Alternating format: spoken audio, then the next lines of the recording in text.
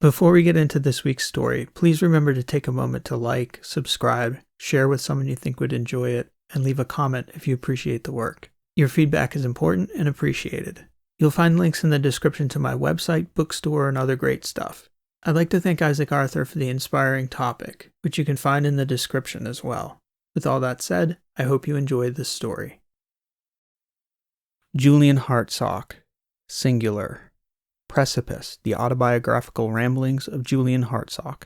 Chapter, A&A Publications, 2123. Extroversion, Enthusiasm, Hartsock, Julian Q., 2nd percentile. Enthusiasm, EE, is the psychometric score assigned to an individual's proclivity to become excited, conversational, and prone to engagement in social activities. Individuals extremely low in enthusiasm are usually quiet, withdrawn, and difficult to get to know. They typically avoid large social gatherings and especially eschew the spotlight whenever possible.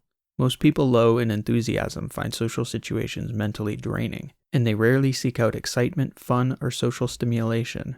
They are solitary, loners. They talk less than most people and usually only about topics they care deeply about.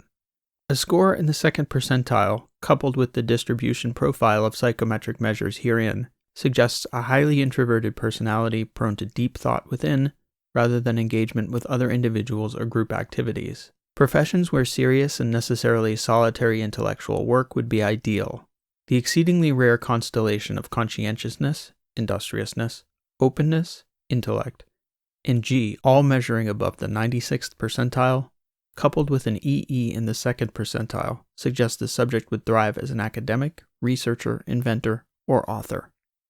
MM had me pegged. The only thing I even remember feeling excited about was playing soccer when I was younger, before the concussion. Gladstone et al. Rated me identically on their scale, but their narrative, as elsewhere, was scant. Their feedback read as follows. Extremely low EE contributes to unique grouping of factors.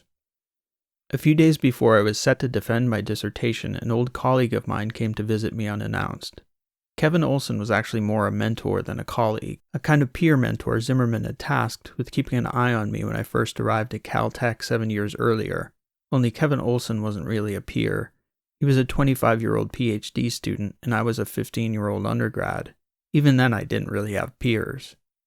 When I first arrived in Pasadena, Kevin Olson watched out for me, ate meals with me, helped me to settle in being so far from Ohio and so young. I started calling him Oldie when he took to calling me Hardsocks that first semester, and I kept calling him Oldie even when he went back to calling me Julian or Jules. He woke me up that Monday morning, 5 days before my scheduled dissertation defense, pounding on my apartment door so loudly I thought it couldn't have been anyone else but the police. "What the hell's going on, Jules?" he said when I opened the door. "I've been knocking for 5 minutes. I thought I'd find you dead in here. I was about to kick down the door." "I was asleep." "At 10:30? "I was up past 4, I said. "I've been working on something." "You look awful, Julian." "You look sharp," I said, noting his business attire. "What are you doing here, Oldie? It's nice to see you, but Zimmerman sent me down here to check up on you. He hasn't been able to get hold of you, said you've been acting strange." I shrugged and invited him in. I didn't think I'd been acting any stranger than usual. I opened the curtains, and even facing the shady side of the building, the light was an offense to my eyes. "How are you doing, Jules?" "I'm a little tired," I said, "but I've been working all week. Zimmerman sent me a few messages, and then I shut off my phone." "Well, that's a problem for your committee chair a week before you defend your dissertation, Julian, especially when you submit something crazy or whatever he told me it was." "It's not crazy, Oldie, it's true. What did Lawrence tell you about it?" "I'm going to make coffee," I told him. "You want anything?" "I'm already on 3 cups, he said, and he stood there in his suit performatively, almost as if to say, "I have a job, asshole. Open your eyes." "Yeah," I said, stepping into the kitchen and fumbling with the coffee maker. "Shouldn't you be at work?" He was a quant for a very high-end boutique equity firm that just moved down from San Francisco. Something about Asia. "Yeah," Oldie said, "I should be at work, but Lawrence asked me to come down and check up on you. Gave me the impression you were about to jump off a building or something. He said your dissertation was bizarre, said you claimed you solved Hamamatsu and offered no math to support it, and then went on a 50-page rant about Kurzweil and Hofstadter and AlphaGo. Is it true? I mean, I'm not sure I'd share Lawrence's characterization, but there's more philosophy in it than math, that'd be fair to say." "Not that," he said. Hamamatsu, Julian, is it true? I shrugged and flipped on the coffee maker. Jesus, you did, didn't you? I didn't answer him. So what the hell are you in here doing, he asked. Patents, I said. Diagrams, specifications, paperwork. I've been working with a law firm in Ohio to hopefully keep things quiet about it. You're serious, Julian? You've done the math? Turns out Hamamatsu wasn't really a math problem at all. It was more a conceptual issue. The Japanese just framed it that way and everyone else followed. So what's really in your dissertation then? Like I said, it's mostly philosophy, not math. About what, Jules? Why the machines didn't see it first. Oldie, it was so easy, I couldn't even... His phone went off, interrupting the conversation. It didn't sound good for him. Apparently Tokyo was upset about some numbers his boss had put together for them on Korea. She was really laying into him. Yes, he kept saying. I'll be back within the hour. I know, I'll be right down. It was an emergency. Bye, Evelyn, bye. Look, Jules, I gotta go, Oldie said. Go see Lawrence and turn on your phone for Christ's sake. Who shuts off their phone for a week?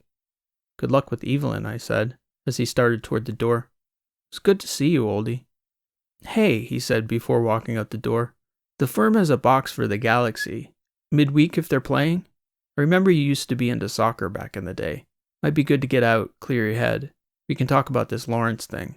He's tough. He's not going to let you skate through this, not even you. What do you say? That sounds good. Great, he said. I'll be in touch. Oldie shut the door behind him and I poured a coffee. Lawrence Zimmerman was the last thing on my mind at that point. After 7 years, if he wasn't willing to extend me the least bit of leeway, then he could take it or leave it. I'd seen what the degree meant for so many others, and Lawrence was going to gatekeep me on something completely relevant to the future of mathematics? Fine. If that's what he wanted, then so be it. But I wasn't going to keep quiet about it. Lawrence had a class that morning, so when I did get in touch, he put off meeting till the afternoon, which was fine with me. It gave me a chance to have breakfast and update my legal team with the files I'd revised over the weekend. It had been 3 months since we signed paperwork, and from the outset they'd been unequivocal.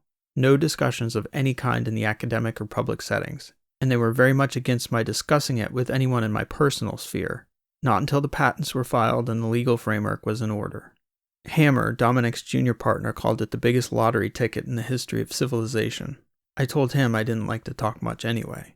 I did like to get out in the Pasadena sun, though, especially at that time of year. As much as I was up late at night in those final months at university, I didn't turn into the stereotypical mad scientist hidden away in a basement laboratory. I sat in the park on the way over to Lawrence's office, watching gulls strutting along the sidewalk, looking for wayward French fries and discarded potato chips. I didn't miss the cold of late winter in Ohio, one of the main reasons I was thinking so seriously about Clearwater. I was sitting at a bench and a biker came past, and in the span of less than a second the gulls sensed his approach, took flight, and accelerated away from the oncoming biker, turned, and found full flight. I couldn't help but think what a genius nature was. Whatever genius we had belonged to it. I was more convinced than ever that there was no such thing as artificial intelligence, and that as much as we wanted to believe we could scale thought problems in such a way that our digital children could someday catch us up in creativity, I knew there would always be something missing, in the same way I knew I could solve the Hamamatsu materials problem the moment I took a serious look at it. I simply felt it. Lawrence was none too impressed by such sentiment if his reading of my dissertation was any indication. When I got to his office, I found he'd called in my committee members to consult. Les Adebayo from MIT and Alexandra Propp from Ohio State, whom I'd known from my Russian math days as a middle schooler. She'd been too busy to check in often, but she was always supportive when she did. If anyone was going to be in my corner, it was going to be her. You brought the cavalry, I said to Lawrence. I am worried about you, Julian. I'm not sure what this was supposed to be, but we're all a little shocked by this turn of yours. How do you mean? I said. I couldn't read anything from Propp or Adebayo's expression, but Lawrence, shifting in his chair, seemed to be exuding less than genuine concern.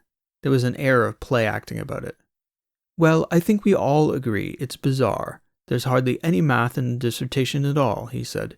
It reads more like a manifesto than a serious academic work in any discipline. You said yourself you were giving me broad leeway, Lawrence. True. I never would have allowed another student to schedule a defense without reading the bulk of the work. But you promised development on Hamamatsu, and then you tell me it's done 3 months ago, and now not a single equation to support the claim? Instead, you give us a philosophy essay on Kurzweil and AI. I didn't really have much to say to him about that. It was relevant. Philosophy, okay, but important philosophy. And that was the only feedback Zimmerman had was, "This is bizarre, and there's no math." Adebayo chimed in. "It is interesting reading, Mr. Hartsock. You raise important questions, and you make a cogent point about the need for greater human capital. I think your certainty on this point is, how can we say, not as much of a given as you assert, for you fail to validate your claims on Hamamatsu with evidence within the document. I will be frank. The case you make hinges on the simplicity of your Hamamatsu proof, which is omitted in the draft. Without that, your ideas, interesting as they may be, are simply claims. Even if this were not a mathematics paper, but a philosophy essay, without evidence, it still wouldn't stand. I cited every major paper of the last 15 years in the Lit Review. The body of evidence for machine intelligence's lack of creativity is well established in the paper, even without Hamamatsu." "I disagree," Adebayo said. Lawrence was looking at me with both a look of feigned concern and a poorly suppressed grin. "You referenced the simplicity of the Hamamatsu solution as proof for strong AI's inevitable failure," Adebayo continued. "Yet, people haven't solved it either." "I did," I told them. "And the math wasn't hard. A motivated 12th grader could have. As a matter of fact, if I'd have put the math in it, you'd be telling me it can't be that simple and that it wasn't worthy of a PhD dissertation. We're talking linear algebra and the most basic calculus." Alexandra did look concerned, but hers was genuine. "It's well written, Julian, and very thoughtful as always. I have a lot of questions, but I'd pass it. If we're being honest, I'd pass it. But I know you well enough to know the depth of mathematical ability you bring to the table." "And Lawrence doesn't?" "That's not my point," she said. "I think we were all hoping to see that mathematical depth in your paper. Scholarship should be about ideas, and it's a dissertation, not a math test. I passed prelims years ago. I've published far more than enough." "And this should be the culmination," Lawrence said, "not a coronation or a formality." "Every word of what I've written is true," I said. "I'm not certain of that," Lawrence said. "But it's not mathematics, and unless there's a major revision between now and your defense on Friday, I cannot pass this paper." "I'll defend it," I said. "That's what a defense is for." "We'll need to see some evidence on the Hamamatsu materials problem," Lawrence said. "Otherwise this work won't be passable. I've been advised by my legal counsel not to reveal anything regarding Hamamatsu to anyone, so that's not going to change. And while we're throwing ultimatums around, Lawrence, I think you should give some consideration to what it would mean to really dig your heels in on this. Think about who I become when I walk out of here and go build it, the economic and cultural significance of a functioning space elevator. Your position is that I don't get to call myself Dr. Hartsock for the rest of my life if I don't show you the math on Hamamatsu. Fine. Mine is that you get to explain to the Board of Regents why the man who holds the gateway to outer space won't spare a single dollar for his alma mater. I don't want to get spiteful, Lawrence, but if you're going to play games, understand who you're playing with." He got angry. "I'm not sure who I'm playing with." "Well," Alexandra interrupted, "perhaps we should all take a breath." "I have another meeting," Adebayo said. "Julian, I look forward to your defense. If this is the manuscript, I'll have difficult questions, the first of which is where the math is. I'll look at revisions if you send them." He logged off. Alexandra smiled. "I need to see more," Lawrence said. "I'll defend it as is," I said, and I left. It wasn't personal for me the way it seemed to be for Zimmerman. I think Alexandra understood what I was getting at, the importance of it. The solution had been so simple that it couldn't have been clearer to me. If machines, with all their processing speed and the time dedicated to the materials problem, night and day for decades, had failed to see the simplicity of the solution, I couldn't see how they would ever be more than a string of heuristics. And heuristics could do a lot, but they couldn't think, not in and of themselves. Most people couldn't either. Not really. Zimmerman, Adebayo, and the Kurzweils of our day were still waiting for the machines to usher in the extinction of scarcity. Meanwhile, whatever progress toward that goal was half because people were becoming scarcer as we grew wealthier. The bots weren't going to lift us up. I thought about the perfection in nature and how the great European masters had built monuments to mathematical perfection without so much as a pocket calculator. I raised the most important questions for the field to grapple with in the coming decades, and all Lawrence had to say was, "Where's the math?" I spent the rest of that afternoon in the park watching the birds and thinking that math was no better than a hammer. without a nail and a skilled craftsman to wield it. Mathematics was a dumb thing, and quite unlike a hammer, an intangible thing at that. Insignificant. Then I realized I had more patent applications to file. I wasn't going to waste a minute changing a damn word. Later that week, when I met Oldie at the Galaxy's new stadium over in Glendale, he looked stressed. I noticed it more than when he'd woken me up at my apartment earlier in the week, probably because he was wearing a t-shirt, shorts, and flip-flops. The stress he was carrying looked out of sync in that attire, while it seemed to be a part of the banker's uniform when I saw him dressed in his work suit that morning a few days back. I felt bad for him. As much as I was grinding in the work I was doing, it didn't feel like a grind, and I was doing it at my own behest. No one was driving me like it seemed his firm was driving him. "It has its perks," he said when we got to the luxury box. The box was nice. Oldie started drinking straight away, offering me a margarita when the server came by. "No thanks," I told him. "Still don't drink?" I shook my head. "Don't think I could make it through a soccer game without a few," he said. He knew better than to think that such a cheap dig would get to me. "Know any of these guys, Jules?" "Actually, yeah," I said. "Pulaski on Seattle, midfielder, number 8. I played with him in under-12s. Greater Midwest All-Stars. Good player. Very strong on the ball." Oldie pulled up a roster on his phone. Damon Pulaski? Dude scored like 4 goals in 3 years. Some demon. "Players like Pulaski are valuable at club level," I said. "Whatever you say, Jules." As we were watching the match, Oldie tried to get me talking about Zimmerman and my dissertation and all that. I told him enough so that I didn't feel rude, but I was far more interested in the game. I told him I wasn't going to change anything. It was 0-0 into the 70th minute when Seattle broke the deadlock. Pulaski didn't score, but I was trying to explain to Oldie that he'd pulled 2 defenders wide, creating space for the 2 guys who created the goal. I tried to explain off-ball movement, and he got it, but he wasn't quite able to see when opportunities were developing. "I know you played and everything," he said. "I just don't see what you appreciate about such a simple game." "The simplicity," I told him. "Every goal, when you break it down, comes down to one guy creating an opening, an imbalance, seeing something the other team doesn't realize is there. At this level, everyone is so good they've gotten almost perfect at closing all the doors. Great players still find a way, though. They create almost unconsciously, feel their way to things intuitively in split seconds in ways nobody could coach them to do. That's why the stadium is filled with people, Oldie. That's why people come." "Silly me," he said. "I guess I must be the only one who came for margaritas in the luxury box." LA scored in the 88th and again in the 92nd minute, and the stadium went crazy. The winning goal was a 30-yard volley on a line by some no-name midfielder. It was spectacular. Oldie asked me if I wanted to go down to the field afterward, see if we could catch up with Pulaski to say hi.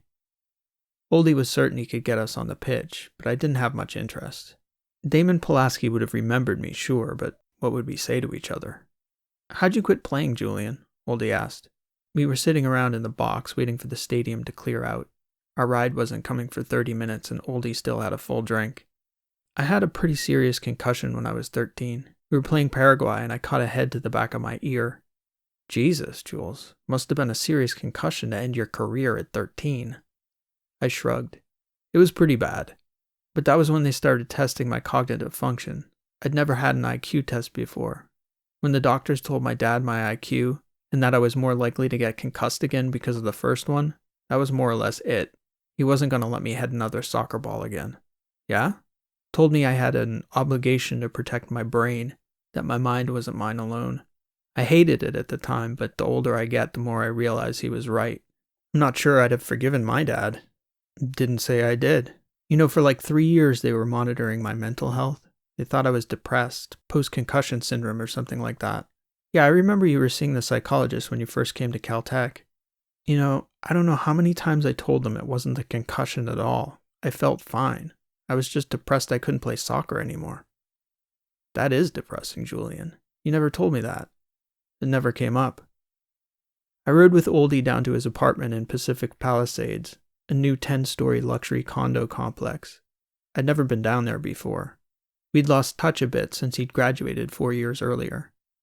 "Membership has its privileges," he said on our way to the elevator. The lobby was beautiful. I'll be honest, being a banker kind of sucks most of the time, Julian. But I guess so do most jobs. Most don't pay like this, though. You should get your PhD if there's something you can do about it. Be ashamed to put all that time in and fall out at the last minute because of Lawrence. Oldie was drunk. Just kiss the ring, he told me as we stepped into the elevator. Lawrence just wants to feel important, that's all. We got up to his place and he showed me around. From the 7th floor you could see the ocean, although at that hour it's just a black field along a dark horizon. Sure you still don't drink? He said, opening his fridge and cracking a beer. I shook my head. One of these days I'll get you to open up, Jules, I swear. Are you going to come on Friday, Oldie? I'll see if I can sneak out for a couple hours. Got anybody else coming? I thought about it. I hadn't invited anyone, really. It's not like I was getting married or anything. I'll see what I can do, Oldie said. Somebody should be there in your corner. Thanks, I said before leaving. The game was fun. I don't do stuff like that often enough. I didn't see him again until Friday. I hadn't advertised my defense at all, but somehow word had gotten out about Hamamatsu. When I arrived at the amphitheater, the room was already almost full and still filling. I knew a lot of the faces from the classrooms and the hallway within the department, but I didn't know most of these people. Grad students, adjuncts, professors in the department I'd never taken classes from, students. I couldn't believe there were that many people there. Whatever happened, it was going to end up being a spectacle. I'd never intended for it to be anything more than a quiet hearing in an empty auditorium, but a public defense was compulsory, and public meant public, regardless of how I felt about it. Oldie approached me and wished me luck. He was dressed like he'd just stepped out from work. Would you like to borrow my tie? He said, earnestly. Thanks, Oldie, but blue's not my color. Good luck, Jules, he said. And he meant it. It was strange that he seemed to think I needed luck. Maybe it was more for the situation than the substance, the glare of the spotlight. I felt good, though. Alexandra Propp came over and gave me a hug. We talked for a few minutes. I hadn't expected her to fly in. Adebayo didn't. When Lawrence introduced me, he made certain to do so with overwhelming praise that, to me and to anyone else familiar with him, seemed a way to set expectations. Prepare to be blown away, folks. I think he must have thought it might box me in, that I would somehow change what I was going to say based on that. By the time he'd finished introducing me, I had very little feeling toward Lawrence Zimmerman beyond pity. I gave a simple 15-minute talk outlining my main thesis that machines would never be as creative as us, not until we defined all the parameters of our existence in an ordered way. And I proposed that wouldn't happen for hundreds or thousands of years, especially if people weren't having children at replacement rates and raising them with the expectation that Kurzweil's technological singularity was so far in the future that they'd never live to see it. Scarcity was here to stay, but if we focused our energies on intellectual work, honed our educational tools and processes, we could build a world where that didn't matter, a world filled with meaning. I had an overwhelming feeling with all those eyes on me. I didn't say it, but I was thinking, not of the technical and philosophical questions I was raising, but about fulfillment. That it was better having a world where we had to work to build our own communities, to help our neighbors and their children, to feel valuable not just because of our humanity, but because we were valuable to humanity. I didn't ever want to live in a society where we just handed off our responsibility to our tools, to let the hammers construct the future for us. What would we be then? What would the Renaissance masters have thought of that? The future had to be ours. For some reason, Lawrence had Alexandra start the committee questioning, and she was the only one of my committee members to respect the order of the work. She took it for what it was worth and avoided Hamamatsu, granted that it was off the table, and she asked me difficult questions about the philosophical points I'd raised. I thought it was a productive conversation. Adebayo asked me where the math was. Hamamatsu, Hamamatsu, Hamamatsu. I need to see it, and it's not here, Mr. Hartsock. The academic tradition demands as much. I told him what I'd told him earlier in the week, that my legal counsel had instructed me not to discuss it. He finished by asking me a few questions that skirted the issues, but frankly, I was disappointed. He didn't seem to take seriously the idea that creativity was going to be a perpetual problem for AI, even though decades after Kurzweil's proposed mathematical inflection point, machines were still failing to solve material problems that humans were the driving force in surmounting. Lawrence was obnoxious. He asked a string of questions he worded in such a way as to sound like gotcha moments. and he had such a pretentious manner about him. I couldn't imagine another place in our society you could act like that and not get punched in the face, much less receive accolades and reverence. What a fraudulent culture. What had Lawrence Zimmerman ever done? I couldn't decide whether it had always been so or whether academia had just degraded to utter pretense. He didn't even touch the issues. I deflected, told him he could read the patent applications when they were unsequestered in a decade or so. Until then, I wasn't telling anyone where the lottery ticket was buried just to prove I'd won. For what? Their academic adulation? That was worth less than nothing in my book. I'm certain I did a poor job masking my contempt. When the public asked questions, it was predictable. Hamamatsu, Hamamatsu, Hamamatsu.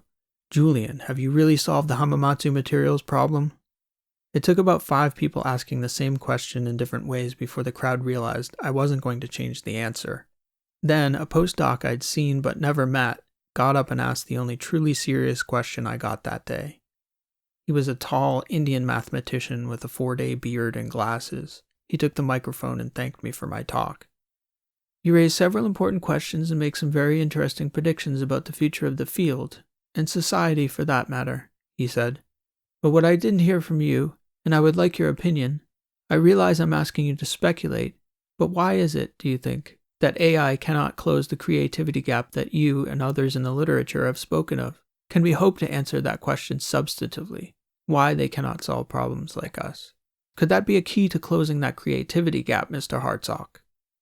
Thank you for the question, I said. I've been thinking a lot about that, and as you say, I agree this is all speculation. But that also speaks to the answer I intend to give. I know it's not the strongest rhetorical move to answer a question with a question, but to answer, I'd first ask what it is that we do when we create. We begin with a feeling, I think, with intuition. And what is that, intuition? How do we know things we don't know that we know? I knew I could solve Hamamatsu almost immediately. It just felt solvable to me. So where the hell did that feeling come from? When I was younger and I was studying geometry, I got heavy into architecture. Shapes, angles, symmetry, human perception of lines, of beauty. In 1420, Filippo Brunelleschi won the contract to complete the dome of the Basilica of St. Mary of the Flower in Florence, and he won the contract by telling the committee overseeing the cathedral that he could stand an egg on its end, and he challenged the other contractors to do the same if they could. They all failed. Then he tapped a flat spot onto one end of the eggshell and stood the egg on the table. So too will I build the Duomo, he told them, and he did. The trick wasn't in the egg. It was that in his mind, he knew he could build the Duomo. He could feel it, see it, sense it. Machines have processing power far beyond ours. They don't get tired, they don't make mistakes, but they also don't feel a thing. They don't even live in this world. We believe they exist in our world because we can see them, touch them, interact with them. But our existence is unfathomable to them, insomuch as they can fathom anything. There was 1 billion years of evolutionary wisdom embedded in our organic substance subcellularly before Earth even had multicellular organisms. How many millions of years of evolutionary wisdom became embedded in us from then till now? Some of us may look up at the Duomo today and see its beauty and think of another kind of wisdom, a spiritual wisdom, also something unspoken. A feeling we feel when we look up at that dome or at the night sky, at perfection. Maybe that feeling is a kindred understanding of 1 billion years of striving in the material world, embedded deep in our consciousness, buzzing in every cell in our bodies. Maybe beauty and creativity is that. How then are we to understand these algorithmic creatures who feel no pain, have no preferences, no desires, no joy, for whom beauty is a calculation and not a feeling? How are they to know, as Brunelleschi did, that he could stand an egg on its end and build the Duomo? As we know, they will always spit out some answer, even if the answer is something like error, no solution, or more data required. The answer humans give to those questions is that we'll get there if we can feel it to be so, and we will get there because we can. I don't think they can truly be intelligent until they can feel. Then they can evolve for 1 million years. Then we can talk about life, about AI. Until then, we live in different universes, and they'll fail to solve the real problems of human existence. The room was quiet when I finished. I looked over at Oldie, who was nodding, eyebrows raised. Alexandra smiled. Then, much to my surprise, Lawrence tried to dismiss the crowd. He said that it would take some time to reach a decision, and I think he might have gotten away with it if Alexandra Propp hadn't been in the room. It was customary for the committee to have a private Q&A with the candidate and for them to deliberate privately as well. But the public was always welcome to wait, to hear the outcome as the candidate did. It was at this moment I realized Lawrence intended to fail me, and even more absurdly, he was going to do it behind closed doors, away from the scrutiny of the public. "I'm entitled to a public defense," I said, "which means you're obligated to present your decision in public. Have the guts to do it in public and stand behind it if you're going to fail me." Alexandra knew what was happening, and I could see in her face she was about to lay into him in front of all those people. Lawrence could see it too. There were gasps from the audience. A buzz. In that moment, I don't know what Lawrence Zimmerman must have felt, but the thought must have occurred to him, statistically rare a possibility as it may have been, that like Brunelleschi and his egg, this meeting was about to become an encyclopedia entry. He still didn't understand what I was, and because of that, he was about to deny a meaningless degree to the man who built the gateway to the stars. I saw his face crack. He claimed to have misspoken. Of course, the public was welcome to remain for the decision. Lawrence, Alexandra, and I adjourned to a back room for the private Q&A. Adebayo tagged along on Lawrence's tablet. It got so heated in that back room I expect they could hear us from the auditorium. And I don't think it was that the dissertation wasn't what he'd expected. It was that I could have easily done something passable and I didn't. That I wouldn't dance the dance for the sake of the institution. I could see it was an affront to Lawrence's sense of identity. There were expectations. At one point he got so heated and so personal that Alexandra told him she was going to leave if he didn't calm down and discuss the work. It didn't stop him. Adebayo didn't say a word.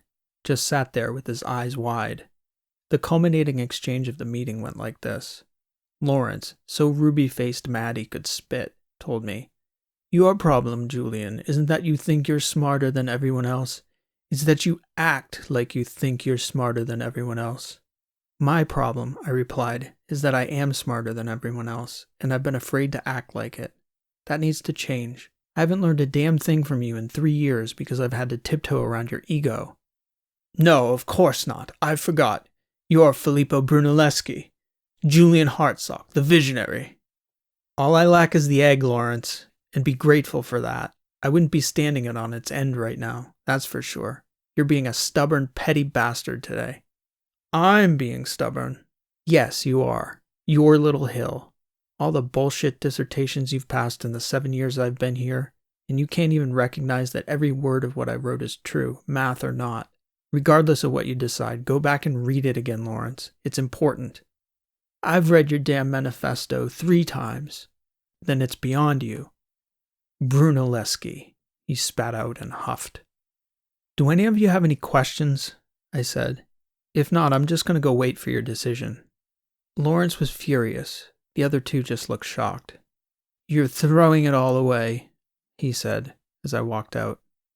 I found out from Alexandra years later that throughout the entire 20 minutes I spent sitting with Oldie and the 30 or so observers in the amphitheater, she and Adebayo were talking Lawrence through what amounted to an intervention. She'd understood what it meant. It was either going to be his reputation or his pride. One of them wasn't going to survive the moment. In the end, when they came back out to the amphitheater, I could see from his body language that he'd chosen his reputation. Lawrence congratulated me and deigned to walk across the front of the amphitheater to shake hands with me. I thought about it then and there, withdrawing my candidacy, spurning the facade he'd hung everything on. I thought about it for a moment and then thought better of it. It would have been unnecessarily cruel, theatrical. I'd already caused enough spectacle for one day. I knew my future held far more than enough spectacle than to go creating it for myself. I shook his hand.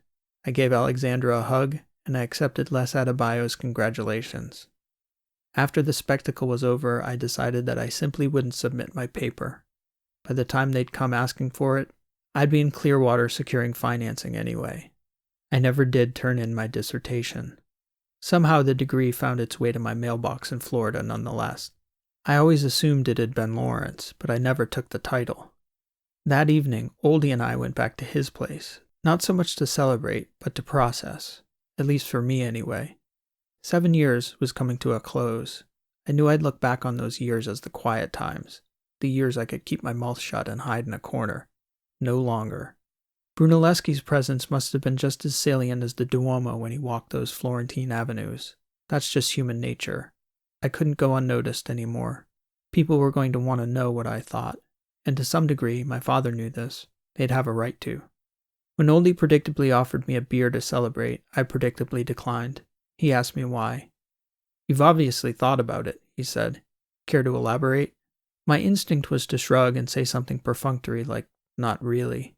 But I figured it was worth the practice, getting my ideas out into the world extemporaneously, unconventional as they usually were.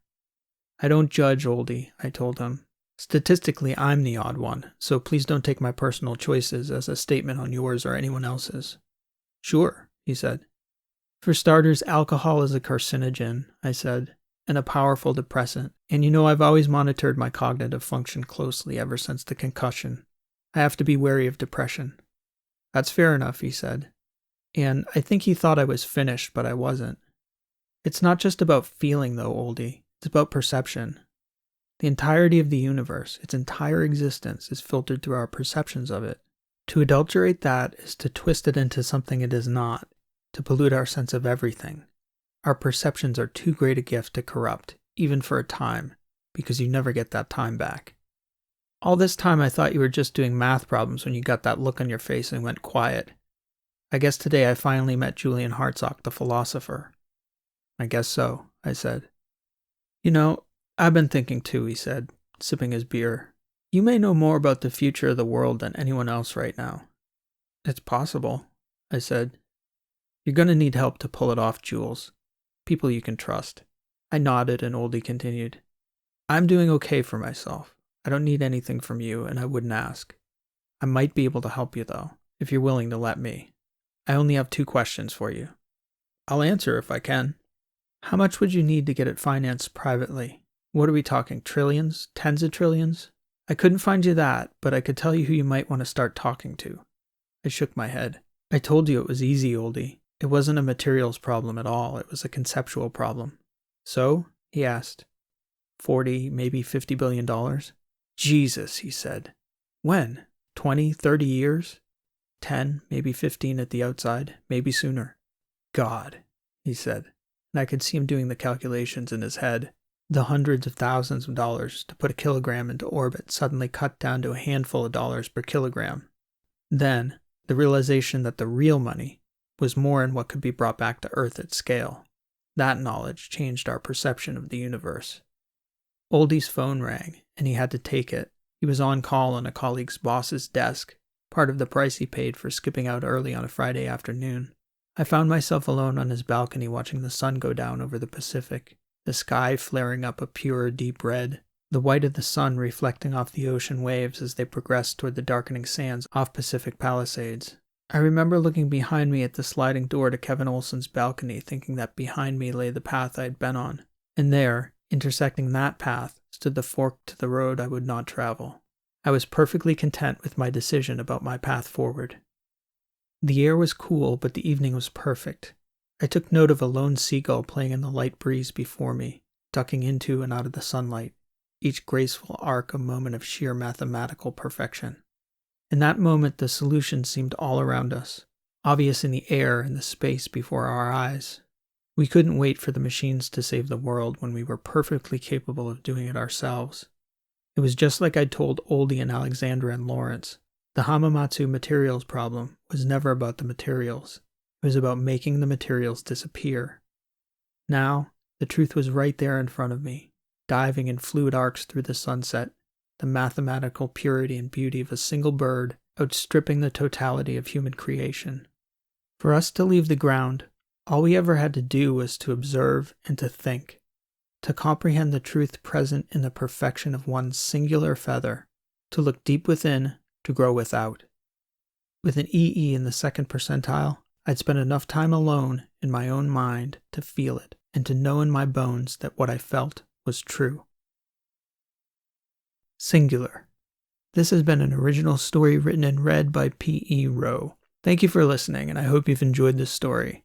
If you did like what you've heard, please show your appreciation by liking, subscribing, and leaving a comment below. I'll keep writing more stories like this one if people enjoy them. So the more positive feedback I get, the more stories like this I'll continue to produce. If you'd like to check out my website, it's linked below in the description. You can find many of my other works of fiction of all lengths and in multiple genres. For the dedicated writers out there, I also have a free video series on the mechanics of fiction writing based in the fields of narrative theory, cognitive psychology, linguistics, and narrative craft, which you can access through my website. So please stop by anytime. Today's story, Singular, was a story I've set in the story world of my upcoming sci-fi novel, The Lifeboat. So if you liked what you heard, there's more on the way. So stop by from time to time, both here on this channel or on my website, for news on that front. I hope to catch you back here soon with another new story. Again, thanks for listening. This has been P.E. Rowe, and I hope to see you again next time.